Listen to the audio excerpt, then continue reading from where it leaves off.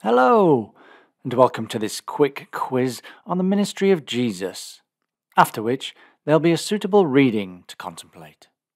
So, 10 questions. Let's begin. Question 1. At what age did Jesus begin his ministry? Was it at 18, 20, 25, or 30?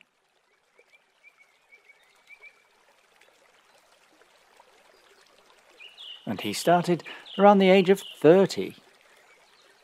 Question 2. Who came to Jesus at night to hear his teaching? Was it Zacchaeus, Barnabas, Nicodemus, or Lazarus?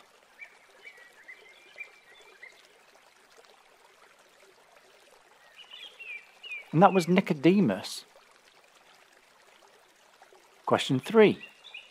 From what mountain did Jesus describe the signs of the times and the end of the age? Was that from Mount Carmel, Mount Moriah, the Mount of Olives, or Mount Sinai?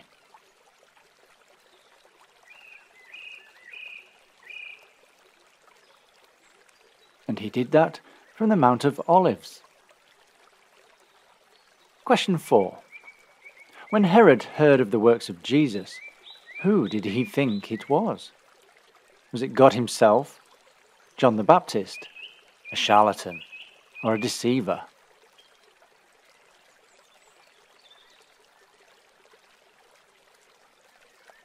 And Herod thought it was John the Baptist come back from the dead. Question 5. What did Jesus say the leaven of the Pharisees was? Was it bread offered to idols, hypocrisy, rotten yeast, or the leaven of unbelief?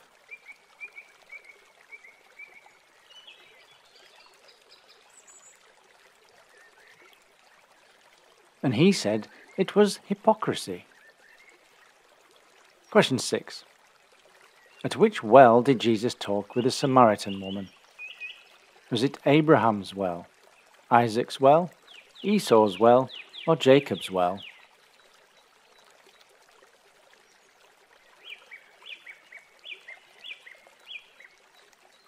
And that was Jacob's well. Question 7.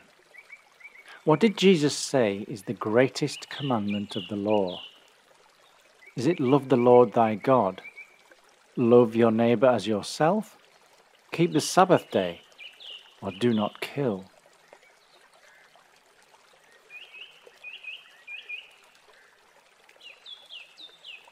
And the greatest is love the Lord thy God. Question 8. How many swine died when Jesus permitted demons to possess them? Was it 100, 1,000, 2,000, or 3,000?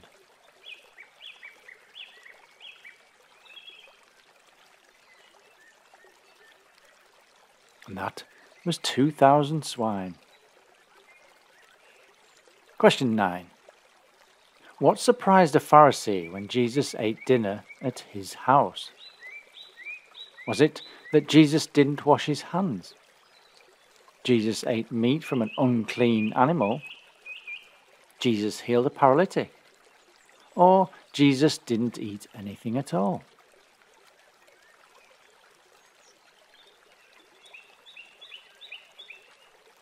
And the Pharisee was surprised that Jesus didn't wash his hands. And question 10. From which book did Jesus read when he went into the synagogue at Nazareth?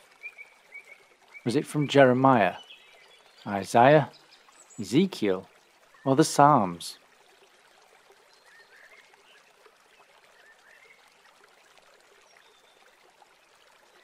And Jesus read from Isaiah. So, I'm quite sure you will have done well on that quiz. Why not stick around for the reading? Until next time, goodbye and God bless. Chapter 5. They came to the other side of the sea, the region of the Gerasenes, and as soon as Jesus had got out of the boat, he met a man coming out of the tombs, who was under the power of a foul spirit, and who had made his home in the tombs. No one had ever been able to secure him, even with a chain, for though he had many times been left secured with fetters and chains, he had snapped the chains and broken the fetters to pieces, and no one could master him.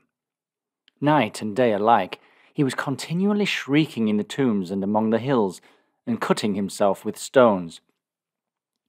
Catching sight of Jesus from a distance, he ran and bowed to the ground before him, shrieking out in a loud voice, "What do you want with me, Jesus, Son of the Most High God? For God's sake, do not torment me." For Jesus had said, "Come out from the man, you foul spirit." And he asked him, "What is your name?" "My name," he said, "is Legion, for there are many of us." And he begged Jesus again and again not to send them away out of that country. There was a large herd of pigs close by, feeding on the hillside, and the spirits begged Jesus, "Send us into the pigs, so that we can take possession of them." Jesus gave them leave.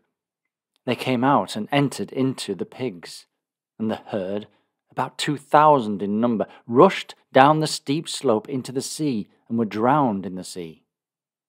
Then the men who tended them ran away and carried the news to the town and to the country round, and the people went to see what had happened.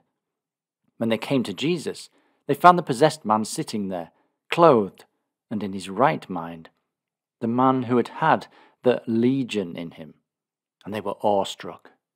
Then those who had seen it related to them all that had happened to the possessed man, as well as about the pigs. So they began to beg Jesus to leave their region. As Jesus was getting into the boat, the possessed man begged him to let him stay with him, but Jesus refused. "Go back to your home, to your own people," he said, "and tell them of all that the Lord has done for you, and how he took pity on you." So the man went and began to proclaim in the district of the 10 towns all that Jesus had done for him, and everyone was amazed. By the time Jesus had recrossed in the boat to the opposite shore, a great number of people had gathered to meet him, and were standing by the sea. One of the leaders of the synagogue, whose name was Jairus, came, and as soon as he saw Jesus, threw himself at his feet and begged him repeatedly, saying, "My little daughter is at death's door. Please come and place your hands on her, so that she may recover and live." So Jesus went with him. A great number of people followed Jesus and kept pressing round him. Meanwhile, a woman who for 12 years had suffered from hemorrhage and undergone much at the hands of many doctors, spending all she had without obtaining any relief, but on the contrary, growing worse, heard about Jesus, came behind in the crowd and touched his cloak. "If I can only touch his clothes," she said, "I will get well." Once her stopped, and she felt in herself that she was cured of her affliction. Jesus at once became aware of the power that had gone out from him, and turning round in the crowd, he said, "Who touched my clothes?" "You see the people pressing round you," exclaimed the disciple, "and yet you say, 'Who touched me?'" Jesus was about to say. Then the woman, in fear and trembling, knowing what had happened to her, came and threw herself down before him, and told him the whole truth. "Daughter," he said, "your faith has delivered you. Go, and peace be with you. Be free from your affliction."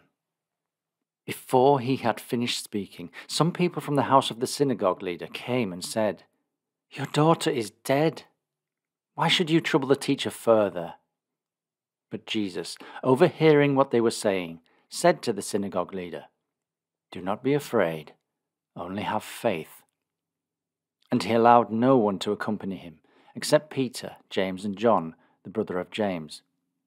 Presently they reached the leader's house, where Jesus saw a scene of confusion, people weeping and wailing incessantly. "Why this confusion and weeping?" he said on entering. "This little child is not dead. She is asleep." They began to laugh at him, but he sent them all out, and then, with the child's father and mother and his companions, went into the room where she was lying.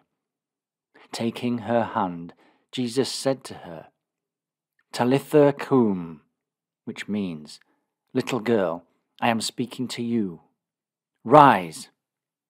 The little girl stood up at once and began to walk about, for she was 12 years old. And as soon as they saw it, they were overwhelmed with amazement. But Jesus repeatedly cautioned them not to let anyone know of it, and told them to give her something to eat.